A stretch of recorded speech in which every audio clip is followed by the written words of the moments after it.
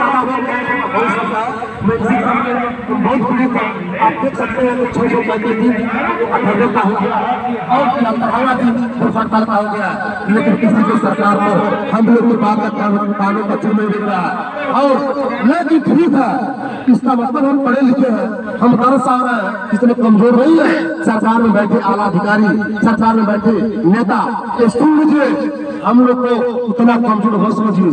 हम लोग देश के भावी शिक्षक हैं, बच्चों को शिक्षा देने का काम करते, अगर समय से विद्यालय पहुंचा देते, इस कलम को पढ़ने का ही मौका देते, इस कलम को क्यों कुछ और पढ़ने का मौका दे रहे हैं। इसलिए रिक्वेस्ट है, बाबा योगी आदित्यनाथ जी से मैं गोरखपुर धरती से रहने वाला एक दिशा का बेटा हूँ, आपसे नमन करता हूँ। निवेदन है कि अभी विवक्त है, अपने आप को चेक कीजिए और हम लोग को विद्यालय भेज दीजिए, अन्यथा हम लोग चेक आएंगे तो आपको किसी से उठाने का भी प्रयास करेंगे। तो मैं इसी क्रम में अभी मेरे और भाई बहन है, और है महिला दिवस के दिन महिला को सम्मान मिलना चाहिए, लेकिन महिला को कपड़े फाड़े जाते हैं, महिलाओं को मारा जाता है, महिलाओं को पीटा जाता है, घसीटा जाता है। ये कौन सा न्याय है? ये किस बात की न्याय है? मेरे बाबा भीमराव अम्बेडकर का संविधान को आप खत्म कर रहे हैं ना, हमें पता है, लेकिन खत्म नहीं होने देंगे। हम एक नहीं है, एक दो नहीं है, एक 11 है।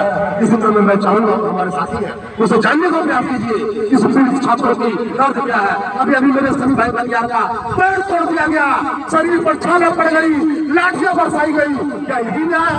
अरे मैं जवाब दूंगा, चुनाव सरकार को जा जाकर जवाब दूंगा। इसी तरह मैं चाहूंगा और लोगों का दर्द सुनिएगा।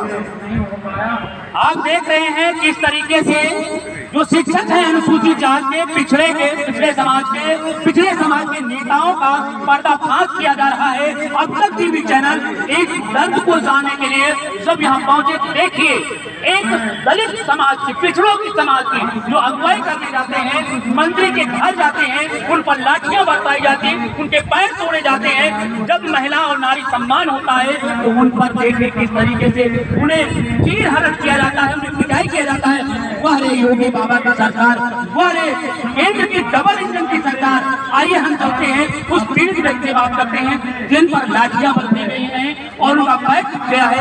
क्या मामला है और क्या करने गए थे, जरा बताइए। मेरा नाम सनी कटियार है और मैं कानपुर देहात का रहने वाला हूँ।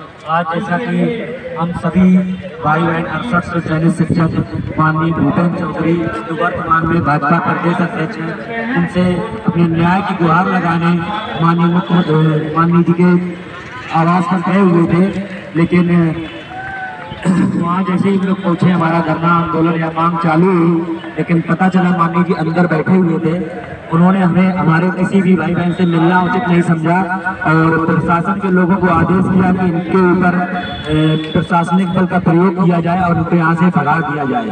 तो हम उनसे बस यही पूछना चाहते हैं कि माननीय जी, हमारा वोट लेने का सिर्फ आपका अधिकार है, हमें न्याय दिलाने के लिए क्या हमें विपक्ष के पास भागना पड़ेगा?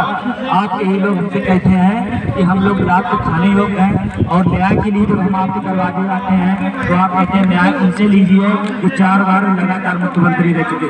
देखिए जरा देखिए इनकी हकीकत देखिए, जब उनके पास पहुंचते हैं तो वो नेता सुनने के बजाय इन पर लाठियां बरसाता है और इतना ही नहीं उनका पैर टूट जाता है और इन्हीं दलितों की, पिछड़ों की बात करने वाले नेता का चेहरा सामने उजागर हुआ है। आइए हम चलते हैं, हमारे बीच में बहने हैं। क्या नाम? मेरा नाम श्वेता है, मैं सीतापुर से हूँ।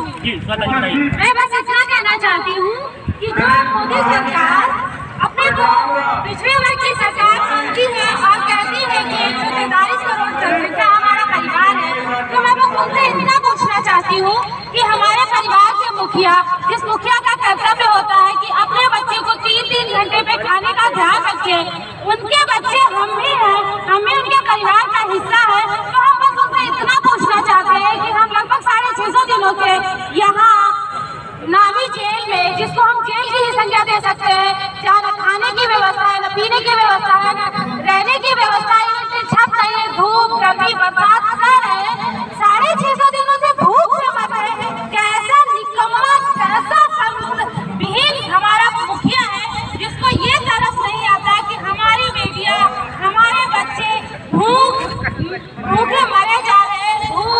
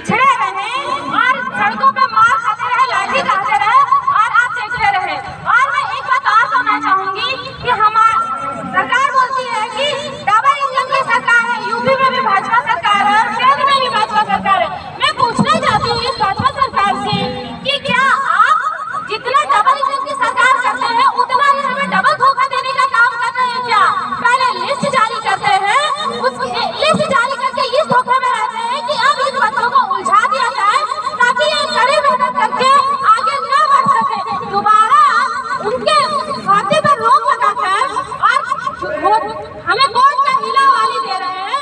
तो मैं बस इतना पूछना चाहती हूँ कि कोर्ट के नीला हवाली में हमें कितने दिन तक बिठाए रखेंगे, कितने दिन तक, आखिर कब इंसाफ कब मिलेगा? कोर्ट का बहाना लेकर के पदोन्नति में आरक्षण समाप्त कर दिया जाता है। दोस्तों जैसा कि आप लोग देख रहे हैं इको गार्डन की पावन स्थिति पर तमाम दिन हो चुके हैं, लगभग 600 और इन महिलाओं ने संकल्प लिया है कि अगर योगी बाबा की सरकार नहीं चाहती तो आने वाले समय में इस प्रधानमंत्री को, डबल इंजन सरकार को मुंह तोड़ जवाब देंगे। क्या हकीकत में देंगे या नहीं देंगे? या आने वाले 14 अप्रैल को ये बता रहे हैं सभी लोग बाबा साहब अम्बेडकर की जयंती पर संकल्प लेंगे कि 25 लाख हिंदुओं के साथ 25 लाख लोग संकल्प लेंगे और आज जिंदगी का काम करेंगे। हम सरकार से पूछना चाहते हैं, सरकार कहती है कि महिलाओं का सम्मान हम करते हैं। सम्मान कैसा सर? हम सड़कों पर पीटे जा रहे हैं, मारे जा रहे हैं, पुलिस प्रशासन द्वारा हमारे कपड़े फाड़े जाते हैं सर। आज हम लोग भूपेन्द्र चौधरी क्या गए थे, भूपेन्द्र चौधरी अंदर बैठने के बावजूद भी हम लोग को नहीं मिला और प्रशासन द्वारा हम लोग को मारा जाता सर।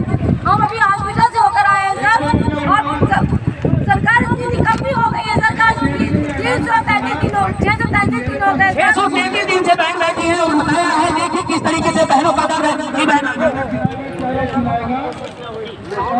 एक महीने बाद अगर उसका वजन नहीं बढ़ेगा तो मैं उसको 10,000 रुपये देना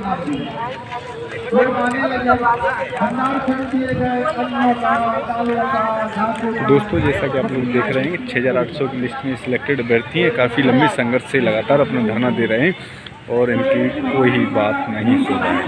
उम्मीद की जा रही है जल्द इन्हें सफलता मिलेगी।